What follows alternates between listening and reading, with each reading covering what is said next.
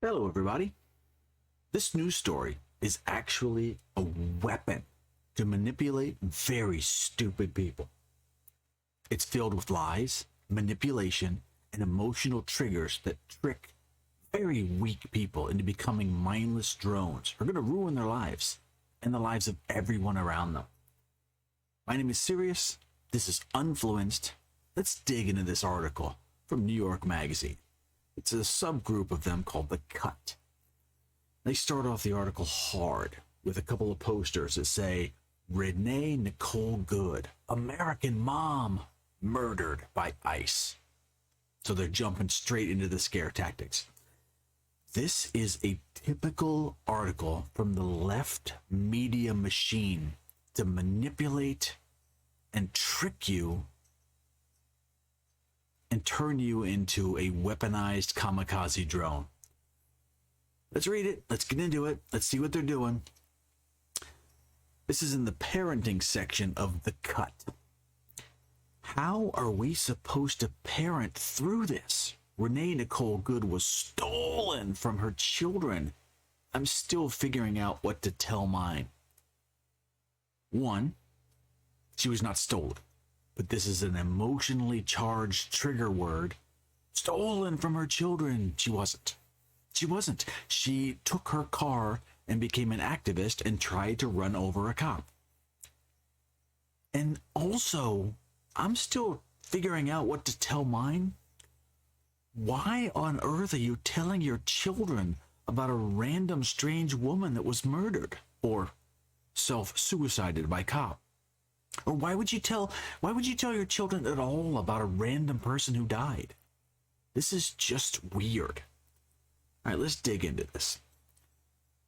When my daughter turned 1, we gave her a stuffed lamb toy to try to coax her away from her pacifier. Fortunately, it worked like a charm, and Lamb Chop became a member of the family. Lamb Chop now joins us during family meals, family vacations, and even family photo shoots. As my daughter has grown, I've had to convince her that sometimes Lamb Chop has to stay in the car while she's at school or on a play date so it won't go missing. While she's gone and I'm running errands, Lamb Chop rides shotgun. And when my daughter gets back in the car, she promptly requests Lamb Chop's return, often when I'm in the middle of turning the steering wheel. Okay, this is just fluff. This is pander. This is just nonsense. Her daughter turned 1. She got a toy. The toy is now a part of the family. So what? It's just emotional nonsense to get you to think about how kids like toys and, oh, look, we have a Lamb Chop. And why on earth is your child demanding a toy while you're driving the car? Get your child settled in her car seat, give her the toys, and then drive. So she's basically admitting that she's a distracted driver who's got to hand out toys while she's making turns. This is a danger to the drivers. This is ridiculous. Now, seeing Rene Good's glove compartment overflowing with her 6-year-old stuffies shattered me. There it is. There's the link. Listen, this is just an emotional trigger. I imagined her son requesting stuffies from the back seat while she was driving, just like my daughter does. This is a made-up scenario. She's trying to make herself seem likable by, I give my kids plushies and we made it a part of the family and look how wholesome this is. And she's overlaying that template on Rene Good's child. Like, well, I'm sure they do the same thing. They're just as wholesome and loving as I am. Look how good I am. And she must also be good. This is just a guess. They don't know anything about Rene Good's life or how she treated her children. But hold on to that thought because we're coming back to that one. I thought of all 3 of her children, ages 6, 12, and 15, and how they would get picked up early from school and receive the worst news of their lives. How the hot tears would stream down their faces like lava, and how their mother wouldn't be there to wipe them away. Well, her kids, 6, 12, and 15, are going to get the news. And yes, it will be sad. Maybe because Rene Good doesn't have custody of all of her children. They were taken away. They live with their father, to the best of my understanding. So she's not the great mom that you're portraying. She's actually a bad mom who actually doesn't have her kids. Her kids were taken away, but they were taken away from the father. They were taken away by the father because she's not a good mom. And their tears stream down their faces like lava. Oh, please. Please, come on. This is dramatic nonsense. Who falls for this? Women do. Women fall for it. Very, very stupid people fall for it. And this entire article is a tool to weaponize exceptionally dumb people, to be manipulated and to think that this woman was good and wholesome and perfect, and I don't know why she was murdered by ICE. Well, probably because she tried to kill one of them with her car, and probably because she had been harassing the ICE people all day long and getting in the way of a federal operation, which, by the way, is a felony. She was under arrest. She was being detained, and she tried to run over a cop with her car. Okay, guess what? Not a good person. She's not a good person. Now, Good's children aren't the only ones who have had a parent ripped away from them. The reason ICE officer Jonathan Ross was on that street in Minneapolis in the first place, the thousands of parents torn from their children, detained and deported to countries where they may face the unthinkable. Yes, okay, we get it. Children get separated from their parents when their parents commit crimes. I don't know why this is a foreign concept to leftists. Let's run it back like this. There's a guy. He picks up his kid from daycare, and on the way home, he stops by the local convenience store and he picks up a six-pack, starts cracking back a few on the way home. He's had 3-4 beers on the way home, and he accidentally runs a stop sign. Oh, no. Cop shows up. He goes, hey, what are you doing? Have you been drinking? And the guy's like, oh, man, I don't know. He goes, listen, they do the roadside sobriety. They do the whole thing. The guy's hammered. He gets arrested. Oh, no. He gets separated from his child, because that's what happens when you commit crimes. Now, leftists can never put these very simple points together and connect the dots. If the parent commits a crime, they are separated from their children. There are very few children in jail because that's where the criminals go. Why is this a hard concept for leftists? And you know, the reason ICE was there on this street was they were doing a deportation job, the way I understand it. They were picking up a guy who was a really, really bad person. But Rene Good thought it would be a great idea to support the really, really bad person and get in the way of ICE doing their job. So she literally picked the worst of the worst. Let's say it was a person who was involved with kids. She didn't really know why ICE was there. Let's say ICE was picking up a child trafficker.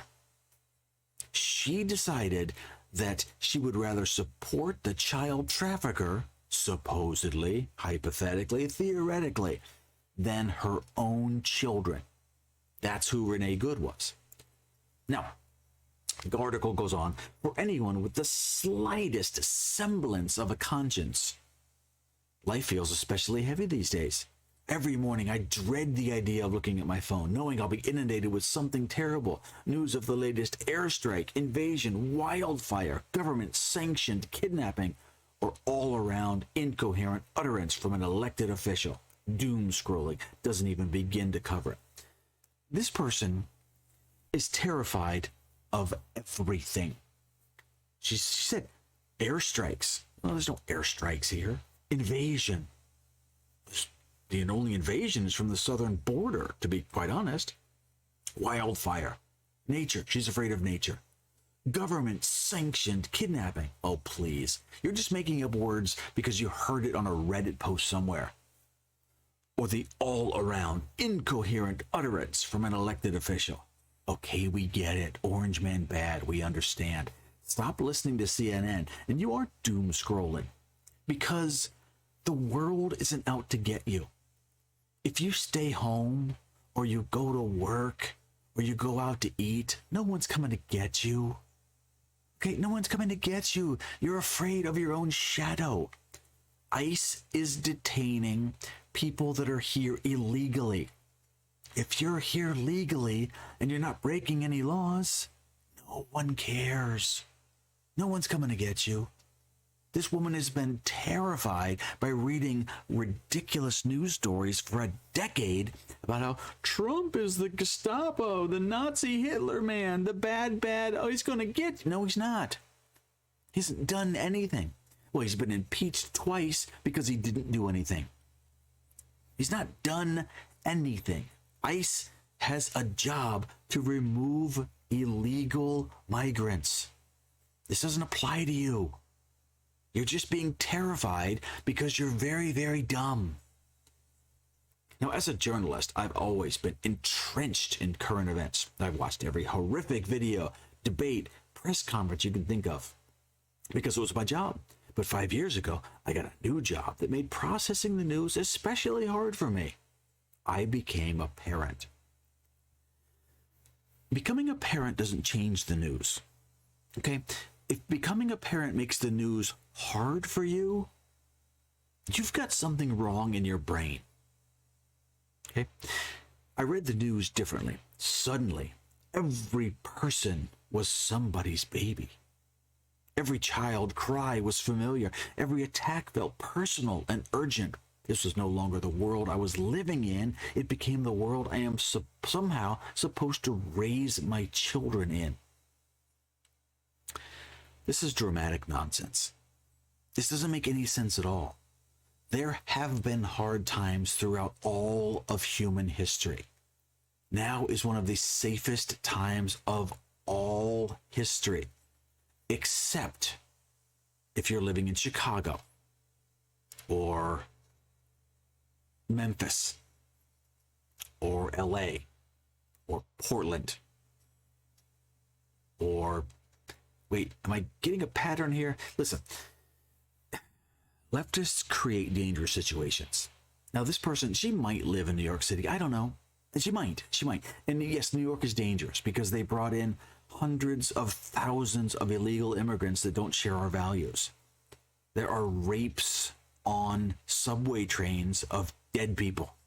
I can't even make this up. There was a person who died on a subway train and someone raped them when they were dead. Gross. But this is a person that doesn't share our values. They're not welcome here. They don't belong here. They need to go home. But this person says they can't process news now for some reason. None of this makes any sense. Consuming the news, not simply as a person with a conscience. Now, that's a judgment call. She's saying that everyone else who doesn't agree with her doesn't have a conscience. It's subtle, but that's what she's saying. Consuming the news, not simply as a person with a conscience, but particularly as a parent, is harrowing. I know, I can't be the only one pouring cereal and playing on the floor with my kids, telling them everything will be all right, while simultaneously asking myself if that's actually true. Mothers are pulling dinner out of the oven, navigating after-school schedules, helping with homework, signing up for summer camp, yes, in January, and smiling through it all while a war rages inside our own brains. We need a horrifying headline 1 minute and a fairy tale the next. Okay, what's she trying to say here? The whole signing up for summer camp, yes, in January. What are you trying to say? You're the world's best parent?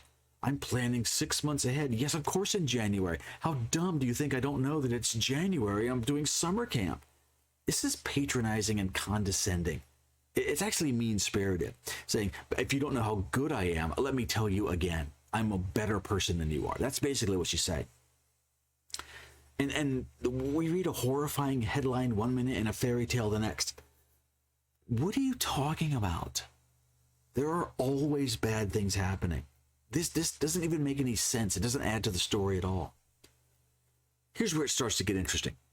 The day after the 2024 election, I woke my then 3-year-old daughter up for school and searched for the right words when she looked up at me through groggy eyes and asked, "Did Kamama win, Mommy?" Oh my God, I actually feel sorry for her children. This is child abuse. She woke up her child for school, and her 3-year-old said, "Did Kamama win?" Let's break this. This paragraph alone is going to unravel the whole thing. 1, why on earth would a 3-year-old wake up and ask about the election? I call bullshit. None of this happened. But she wants us to believe it happened, so she said it for a reason. Now, no 3-year-old on the planet has ever woken up from a long night's sleep and said, "Who won the election, Mama?" Okay, that didn't happen. They have to go to the bathroom. They have to find their shoes. They lost their blankie. I don't know. They're hungry. Any number of things could happen. But asking who won the presidential election? Come on. She thinks you're dumb enough to believe this. That's why she wrote it. And the people that are going to read this article and the people that are looking to this article for their daily news are dumb enough to believe it. That's what you need to walk away with. Now, here's the other thing. Her groggy eyes, and she asked, "Did Kamama win?" Now, 3-year-olds say funny things. That's fine. That's fine. But let's pretend that this happened. Okay? If she allowed her child to think the actual presidential candidate was called Kamama, that's another form of child abuse. You're allowed to tell your child, "No, you've mispronounced it. It's Kamala or Kamala." She says it both ways, so don't hang me on this one. But that's a trick word. When she allows the child to think her name is Kamama, that's another form of child abuse. The word mama is obviously a loaded word. It's a safe space. It's someone who's going to protect you, someone who's going to, it just has inherent weight to it. She's overlaying, again, this template of mom and safety and motherhood and femininity and all of the things that the attributes of motherhood onto Kamala, who, ironically enough, doesn't have any children of her own. She's not a mama. She's not. She has no children. Barren. So when you trick a 3-year-old into thinking the Democratic nominee for president is just the same as mama, you're lying. You're lying to a 3-year-old. That's how demonic this person is. How awful is that? Then she glosses over. She goes, "Last month, I couldn't help but cry while wrapping Christmas presents and listening to Nat King Cole's A Cradle in Bethlehem. A mother tonight is rocking a cradle in Bethlehem. Is she? Why is it that my kids get to have a holiday when Palestinian children don't even get to have a home? And how much longer will my children even have that privilege? Oh my good Lord. Oh good God. Palestinian children don't have a home. Yeah, they've been at war for decades. Palestinian homes don't have plumbing because they dug up all the copper to make rocket launchers. They kinda don't have a home because they destroyed their own homes. And how on earth did this article go from Rene Good got murdered by ICE to Palestinian children don't have homes at Christmas? You see, she's pulling every single manipulative thread that she can. And she's linking all these nonsense leftist talking points into one article because dumb people need to link them together. So now ICE protecting the streets of Minneapolis is somehow related to Palestinian children don't have a home and Kamama didn't win. You see how this is just emotional female nonsense. None of this makes any sense. It's just dumb. It goes on. Parenthood is an eternal loop of generations experiencing what so many parents before them went through, and we often make the mistake of discussing our trials as if we're the first mothers to ever lose sleep or to cry over spilled breast milk. Let me be clear. I'm not the first person to feel this way, first parent to feel this way, and I certainly won't be the last. As a black woman, oh shit, here we go. I didn't know she was black. I thought this was just a regular liberal awful. Affluent white female woman awful. As a black woman, fuck. Perpetual victim. Perpetual victim. As a black woman, again, there was no need to tell that. It doesn't serve any purpose except for more sympathy from liberal white women. As a black woman, look, I'm a minority. You have to take my words more serious. Of course they're all nonsense, but I'm black. This has to be important now. Let me be clear.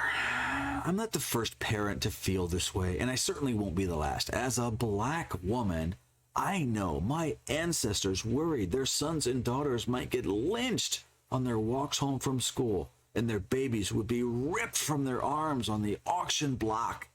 I'm not arrogant enough to believe my experience is unique. Oh God, she tied in racism with it too. Holy crap, there's no end to this. There's no end. This article is the worst thing I have ever read. It is a weapon for dumb people. Sons and daughters were not lynched on their way home. Lynching was exceptionally rare. And the term lynching means a person is punished without a trial, without a legal conclusion, without representation in the courts. That's what lynching meant. Anyone, black, white, Mexican, French, Spanish, anyone could be lynched, and they were. If you robbed a store and you got caught, you could be lynched on the spot. That just means they didn't call the cops and they took care of business on scene. Now, lynchings at one time in American history happened to everyone. You know, black people got lynched, but it was because they were caught committing crimes. They were not lynched because they were black. I mean, you got to dig through history to find this out. This just wasn't true. And they're still catering to this scared racist nonsense. Just stack of lies. Hundreds of years later, they're never going to let this go. This article is just going through everything. It's all crazy. I'm going to just skip over this. All of it is just, I'll put a link to it. You can read the rest of it. I don't care anymore. This article is so stupid. But the original premise of the article is Rene Good. Let's go back to Rene Good. Rene Good hated her children. That's a bold statement. Rene Good was not a good mother. She was a bad mother. She hated her children because she traded them. She traded them to go protect an illegal alien who was a criminal. That's what she traded them for. Was she ripped away from her kids? No. She abandoned her kids. She abandoned them to go protect a child trafficker or a drug runner or a gangbanger or a murderer or a Somali daycare. I don't know. I don't know who the person was that ICE was there to get. It doesn't matter. It doesn't matter if this was literal Hitler. She would have traded her kids to protect this illegal foreign invader. So they get this article. This article came out, and They want you to feel sorry for her. They want you to think that Rene Good was a good person. And she just got caught up, and she's a good mom, and she's got child toys in her car, and she's a mom. How could you do this to a mom? She was the worst mom I've ever seen. She still didn't deserve to die. She did not deserve to die. I don't want her to be, I would want her to still be alive. I wish we could go back in time and make her still alive. But you can't. Because she traded her children to go interrupt ICE, and she drove her car in front of the cops to block them. And then when they got out, she tried to escape, and there was a cop in her way, and I think she would have run over that cop if she had the chance. The tires spun on her Honda Pilot. She hit the gas, and if there wasn't ice on the ground, she would have put an ICE member on the ground. So, I'm going to leave a link to this article. You could read it. Please read it, but read it with an open eye. And every time they call out a lie or a bullshit or a manipulation tactic, flag it in your head and go, okay, none of this makes any sense. You'll see it. And start looking at every article like that from now on, because these people are manipulative and they're evil. All right? All right, that's it for today. Hey, listen, thanks for following along. If you got anything from this and you like this kind of breakdown on stuff like this, do me a favor, just sub, follow, like, do the things. And I'll be back for more soon, and we can continue this journey. Thanks very much. Have fun. Bye.